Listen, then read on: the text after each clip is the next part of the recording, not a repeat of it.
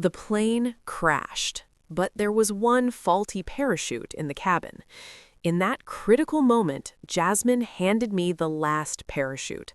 I managed to land safely, but my half-brother Noah, the child of my father's affair, did not survive. After the rescue, Jasmine still chose to honor our engagement, and we had a grand wedding. Yet, 6 years into our marriage, she harbored resentment, blaming me for Noah's death. I was her enemy, living a miserable, tormented life. Finally, at the time of our divorce, she tried to end both our lives at the same spot where Noah had died. But when I opened my eyes again, I was back on the day of the crash. This time, I made a different choice. I would save the person she loved most. When I realized I had been reborn, the plane was already shaking violently. The crew was distributing parachutes, but when they reached me and Noah, they discovered that one parachute was faulty. For a moment, Jasmine hesitated. Then, with a look of pain, she handed me the last parachute. "Elias, this one is for you." I stepped back and shook my head. "No need. Jasmine, save Noah first." This time, I wouldn't take another life. I wanted to live. For myself. Jasmine's face instantly softened. Relief washed over her, and a hint of joy flickered in her eyes. She quickly strapped the parachute onto Noah and guided him to the exit. "Elias, you're my fiancé. I was supposed to save you first, but since you asked me to save Noah, I'll do as you wish." She jumped without looking back, leaving me behind. Ridiculous. Did she really think everyone would hesitate as she had? It was her choice, and yet, in my previous life, she had regretted it. Back then, she had given me the last parachute and stayed by my side, leaving Noah alone. And even after contacting the rescue team, Noah was never found. When she first learned of his death, she showed no emotion toward me. "Just an insignificant person," she said coldly. She handled all Noah's affairs herself while I grieved. The only request she made was that Noah not be buried alone, suggesting a plot in the Bai family cemetery. I agreed, even offering to delay the wedding. Her response had been chillingly affectionate. "Elias, marrying you is my lifelong wish. We can't delay for someone insignificant, can we? I've waited for this day for so long." I thought she loved me, that she wanted to be with me forever. But later, I realized she married me quickly, not out of love, but to torment me for Noah's death. This time, I had made a different choice. I had given her the chance to save the one she truly loved. She should be grateful. As I watched Jasmine and Noah disappear into the sky, I turned my thoughts to survival. This time, I couldn't rely on Jasmine to call for help. Her heart had always belonged to Noah. In my previous life, she had eventually contacted the rescue team after I landed safely. But now, with Noah the one saved, I couldn't count on it. I ran to the cockpit. In my previous life, I had blamed myself for the crash, convinced I had taken Noah's chance at survival. I'd trained, earned a pilot's license, run simulations, everything to prepare for this moment. Now that wish had been granted. I took the controls, steadying the plane. The crash wasn't an accident. It had been sabotaged. The crew had been bribed to damage one parachute, trying to destabilize our families for a project in City A. But now, I wouldn't let the past repeat. I carefully reopened the throttle, adjusted the controls, and the plane's descent began to stabilize.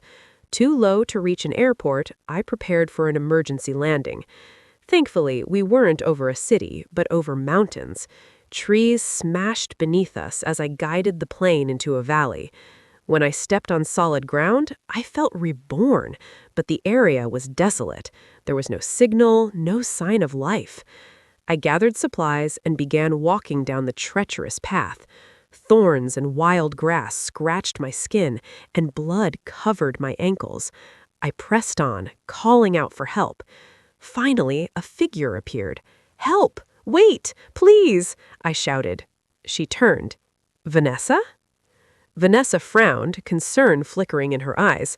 What happened? How did you end up here alone? I explained everything. She sighed deeply. Surviving a disaster like this often brings blessings. Let me help with those wounds.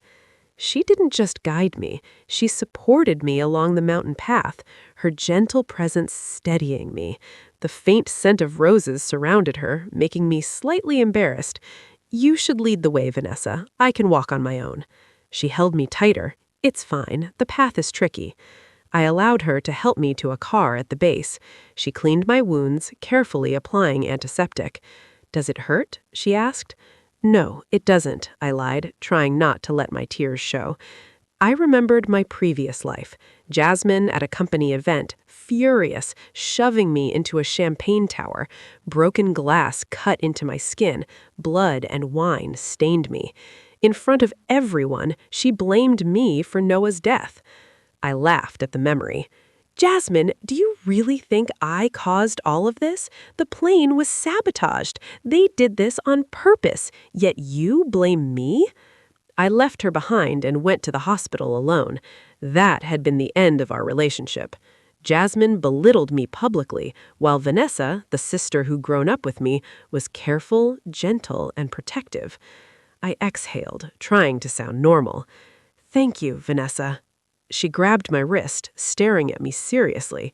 Elias, you and Jasmine may not be right for each other, but the bi-XU marriage can still continue.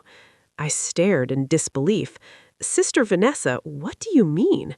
She withdrew her hand, leaving a painkiller in my palm. It's nothing. I'll take you home. I didn't want to go back. My parents' arranged marriage had produced me, the child of a union they both abandoned emotionally. After marrying Jasmine in the previous life, she never publicly acknowledged me. She never allowed me to touch her, and when people asked, she would sneer and belittle me constantly. Even after the company merger, she and her allies manipulated me, slowly eating away at my shares. Because I loved her, I kept retreating. In the end, I had nowhere to turn. Looking at Vanessa, who was carefully tending to my wounds, I spoke bluntly. I don't want to go back, Vanessa. Can I stay with you for a few days?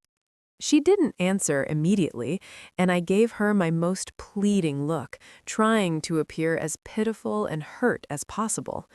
In my previous life, she had gone abroad shortly afterward, so we barely interacted.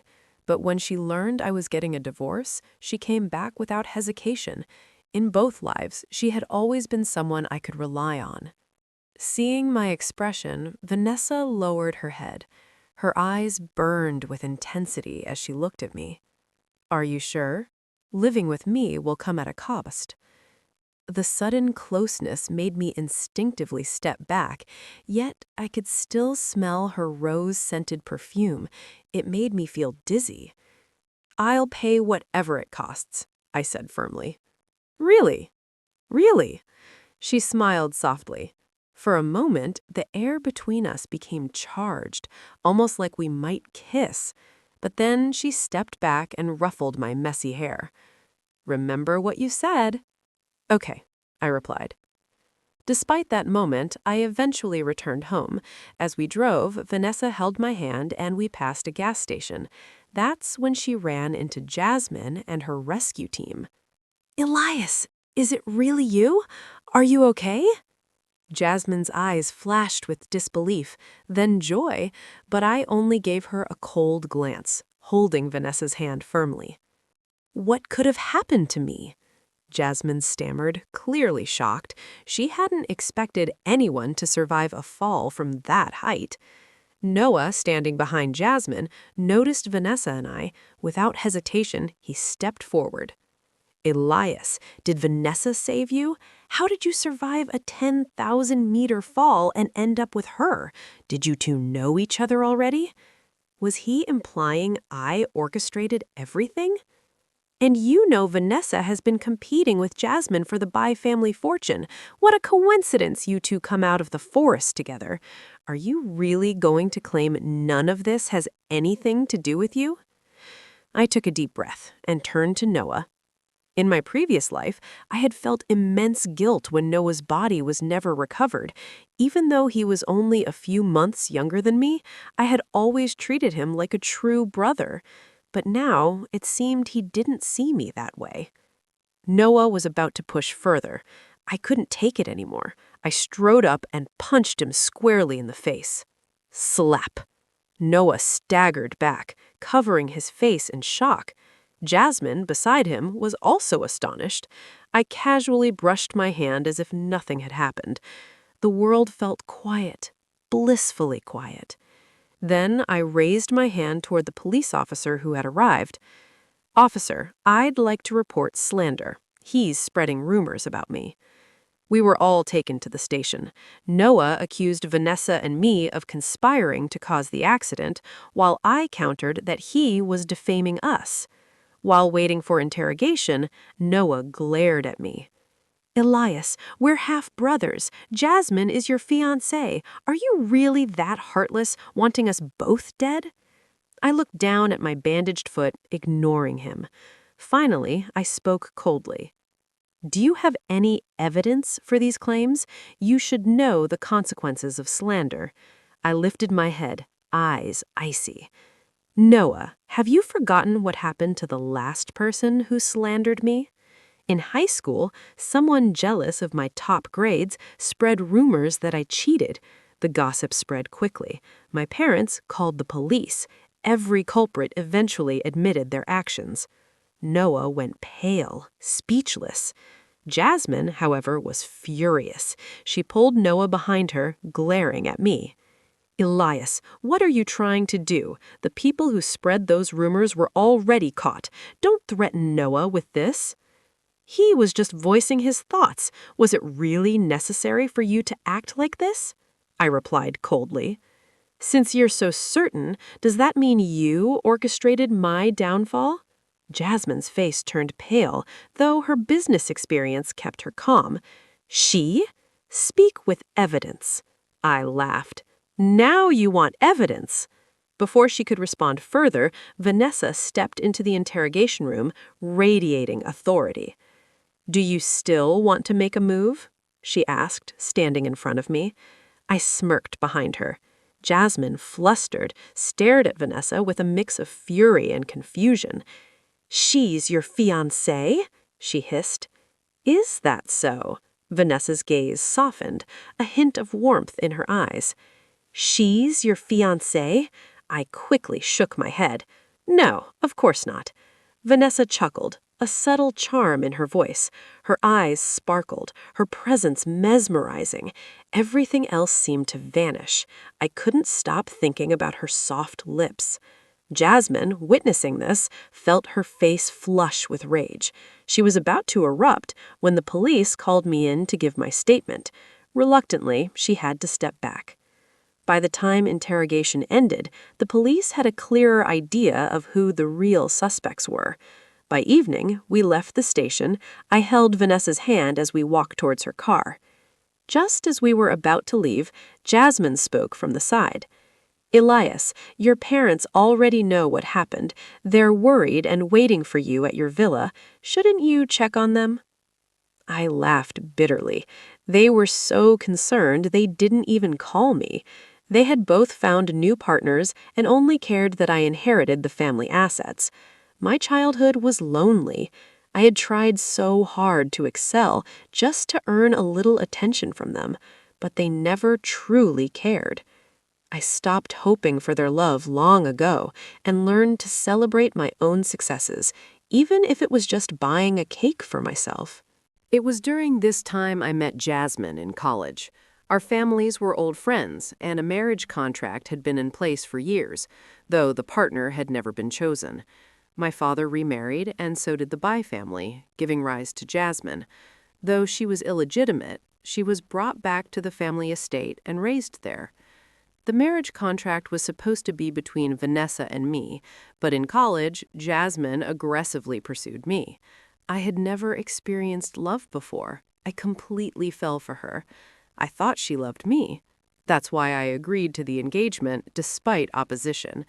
Even my parents seemed to prefer Jasmine, seeing her as capable and resourceful. They believed she would handle the business while I focused elsewhere.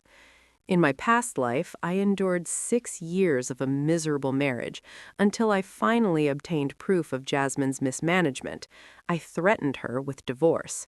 But this time, in this new life, I wouldn't make the same mistakes. I glanced at Vanessa in the passenger seat. "Can I drive you home?" She nodded. As we neared her house, she handed me her phone. "Tomorrow, I'll pick you up. We'll go to the Bai family to discuss the marriage contract," she said coldly. I quickly entered my number and returned the phone. "It's done, Vanessa." She parked neatly, dialed my number, and waited for the ring before opening the car door. "Go on. If you need anything, call me." "Okay, I will." After leaving the Bai family, I drove home. As soon as I opened the door, I saw my parents sitting silently at opposite ends of the couch. The tension was palpable. Before I could even move, my father stood and began berating me. "You're already this old. How can you still act like this? Do you have any idea how much I sacrificed today just to wait for you? I even turned down a multi-million-dollar business dinner to be here. And you? Since when can you fly a plane? Why didn't I know about this?" My father slammed his hand on the table, anger rising in his voice. "And what's going on between you and Vanessa? Don't forget." Before he could finish, my mother picked up a vase and threw it at him. "Diego, what do you mean by that? How dare you criticize Elias over a bastard child?" Diego, stunned by the broken vase, quickly shifted his attention to her. Did I go against the agreement? Even with Noah, I still left most of the inheritance to Elias. But you? The argument was escalating fast, and I could no longer tolerate it. I shouted, "Enough! Stop arguing. If you want to fight, go outside and do it." Both of them froze, stunned by my outburst, before the tense silence returned. I sat down across from them and spoke firmly. "I'm breaking off my engagement with Jasmine." "No!" My father immediately objected. "That marriage was arranged when you were just a child. You can't cancel it over something so trivial. I don't agree." "You don't disagree," my mother snapped. "You just want Elias to marry Jasmine, take our assets, and then let your bastard son take over." She was furious, pointing directly at Diego. "Don't think I don't know. Your bastard child and Jasmine have been secretly colluding all this time. I see through both of your schemes." I was shocked. She knew everything. So why, in the past, had she still insisted I marry Jasmine? Why had she rejected my divorce? My mother, slightly flustered, spoke. "Who you marry doesn't matter. At least Jasmine has the ability to help you manage the company. If you find someone better, I'll support you in calling off the engagement." I bitterly smiled. So that was it. None of them truly loved me. "I won't cancel my engagement with the Bai family. I'm going to marry Vanessa," I declared. Diego looked like he wanted to argue, but fell silent when he saw my mother's expression. The next day, my mother's car was parked outside. As soon as I came down, she gestured for me to get in. "Let's go.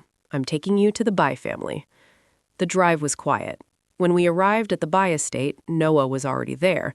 He wrapped an arm around Jasmine's waist, looking smugly at my mother. She merely glanced at him with disdain and got straight to the point. "We're here to discuss the marriage contract." Grandma Bai liked me, but with Jasmine's mother now in charge, her words carried little weight. Jasmine immediately grabbed my hand. "You want to break off the engagement with the Bai family?" I pulled my hand back, but before I could respond, Vanessa appeared from upstairs and took my hand. "We're not breaking off the engagement with the Bai family. We're breaking off with you. He's my fiancé now." Jasmine glared at our joined hands, shrill with anger. "Why?" I smiled coldly. "Why? Don't you know? Your beloved Noah is perfectly fine and standing right beside you. Shouldn't you be happy?" Her eyes faltered for a moment before shock overtook her. She knew, I knew, and we both understood, but neither of us would say it out loud. Grandma Bai sighed. "Elias, we owe you an apology. Don't worry, when you marry Vanessa, all the shares under my name will be transferred to both of you." I smiled and nodded. Thank you, Grandma. I'll have it officially announced by 10 a.m. today. With that, Vanessa and I left the estate. I didn't expect Jasmine to chase after us. Elias, I can explain. The reason I did what I did back then. I turned to Vanessa's car, rolling down the window, and mockingly glanced at Jasmine. You regretted it back then, so now you should cherish him even more. Vanessa squeezed my hand. There's no need to say more to her. She doesn't deserve it. Yeah, you're right, I agreed, holding her hand tightly. We spent the day at a villa on the outskirts of the city, enjoying ourselves. The next morning, I packed for work. In my past life, even though I survived, I had been shaken and missed the A-City project. Jasmine, without competition, secured it smoothly, doubling her assets. I wasn't going to let that happen again. While I worked tirelessly, Noah came to the office. Elias, this project is really important to Jasmine. Could you not? No, I cut him off firmly. I wasn't naive. If I hadn't forced Jasmine into divorce before, she would have kept torturing me. As we prepared to finalize the divorce in the past, Jasmine had suddenly changed her mind, stabbing me and setting the villa on fire, blaming it on a supposed debt to Noah. She had always made her own decisions, and I refused to waste more time on him, ordering Noah out of my office. Despite my focus on securing the project, Jasmine didn't give up. She called repeatedly, and after I blocked her numbers and warned her that the police would be involved if she continued, she finally went quiet. 2 months later, I successfully secured the A-City project. Vanessa and I celebrated that night, a passionate evening that lasted until morning. The next day, I arrived at the office full of excitement, only to see Jasmine standing outside holding flowers. Elias, I know I was wrong. Please forgive me. I didn't want to deal with her. If you're sick, go see a doctor. Don't bother me. She lunged to grab me, yanking my tie and revealing red marks on my neck. Elias! I snatched the tie. You're sick. But she wouldn't give up. Elias, I truly regret it. I'll do anything if you forgive me. I sneered, leaning down to whisper just for her ears. What do you regret? Regretting how you treated me last life? Late remorse is worth less than dirt. Her face drained of color. I started to walk past her when she suddenly dashed toward the window, half leaning out. Elias, if you don't forgive me, I'll jump. I froze. Before I could respond, Vanessa appeared, pulling me close. It's fine. If she jumps, her mother will be thrown out of the house tomorrow. Jasmine stared at Vanessa, stunned by the blunt threat from someone so gentle. Fuming, she climbed back inside, shooting me one last longing look before leaving. I didn't care. My marriage to Vanessa was moving forward. Plans were already underway. Later, I heard from a friend that Jasmine had been forced to leave the country by Vanessa. Her mother escaped too, with Vanessa paying them off for a peaceful retirement. On my wedding day with Vanessa, I learned Jasmine had been arrested abroad after shooting Noah in the street, but that was no longer my problem. Sitting on the couch with Vanessa's new clothes in my arms, I playfully complained, Vanessa, these new outfits I bought you are so cute. Could you try them on for me? She shot me an embarrassed glance. Do you really consider these proper clothes with so little fabric? Of course they are, I replied, smiling.